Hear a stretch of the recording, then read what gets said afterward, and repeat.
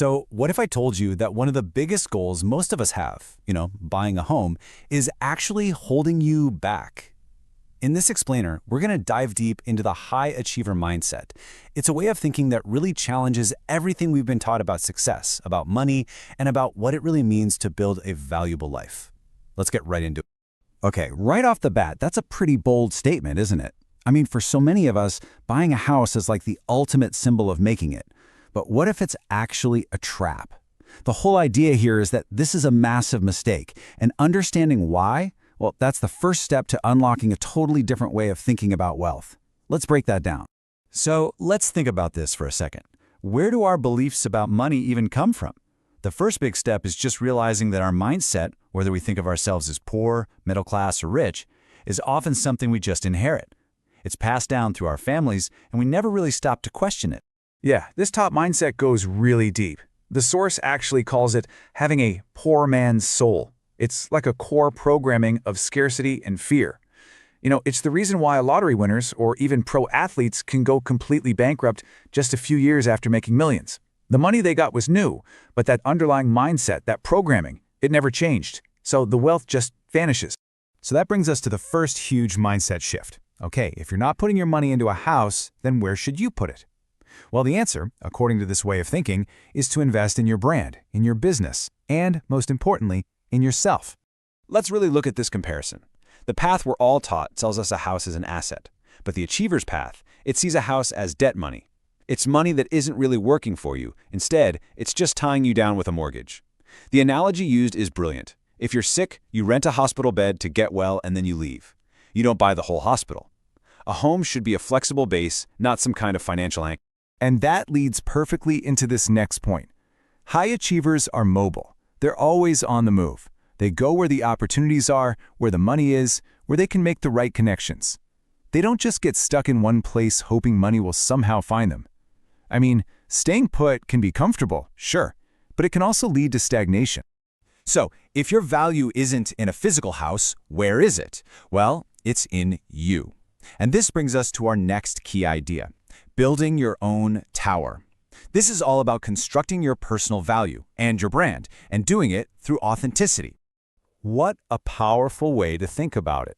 This is the abundance mindset in action. The goal isn't to compete by destroying other people. No, the goal is to focus so much on your own creation, your own building, that it just naturally becomes the biggest and the best.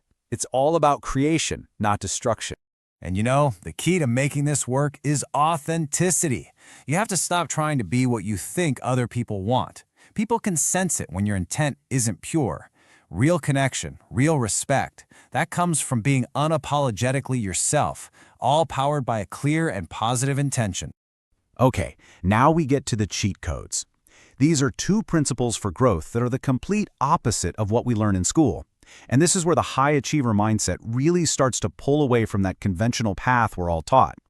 Just think about it for a minute. From a really young age, we're taught that making a mistake is bad, that it means you failed. But in the real world, mistakes are just feedback. They are absolutely essential for growth. And it's the same with teamwork. School rewards the individual, right? The A student who does everything alone. But in reality, success is a team sport. This quote just hits so hard. Playing it safe isn't safe at all. It's pretty much a guarantee that you won't grow. The source actually connects this to a much deeper understanding of life. You can't have success without failure, just like you can't have light without darkness. So embracing failure isn't just some business strategy. It's about embracing the entire process of becoming a better person. I love this analogy. In business, you just can't be the lone genius. You need your team of experts, your accountants, your lawyers, your bankers, all of them working together like a rugby team, just pushing the ball forward to score. Trying to do it all by yourself? That's like standing alone while an entire team runs right over you. All right, so let's bring all of these lessons together in our final section. Look, this is not about getting rich quick. It's about patience, it's about building a solid foundation, and it's about thinking about the legacy you actually want to leave behind.